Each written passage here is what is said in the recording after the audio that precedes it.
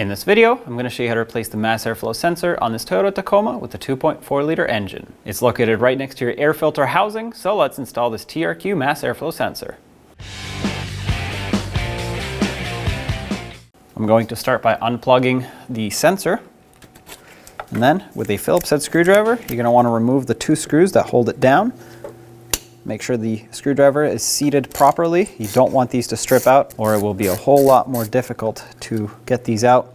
And if you do happen to strip them out, a pair of locking pliers, needle nose locking pliers, should grab onto it and do the trick. There are two, diagonal from each other.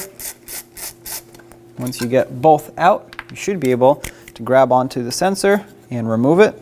And there it is. Make sure this area here is clean of any corrosion. This is an aluminum block for the mass airflow sensor mounting plate, and it does corrode over time.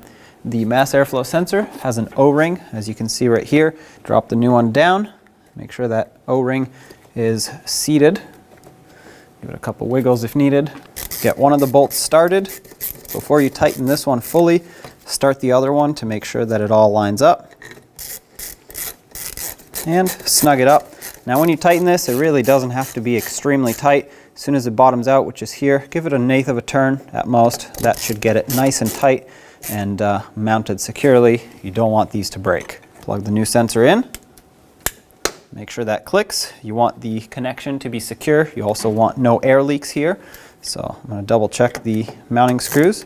Make sure they're actually evenly tightened, which they are. So at this point, if you had any codes, go ahead and clear them. If not, turn on the vehicle, make sure it runs smoothly. When only the best will do, demand TRQ. The only company that lets you view before you do. TRQ is committed to offering the highest quality aftermarket auto parts that are engineered for peace of mind. Thanks for using and viewing with TRQ.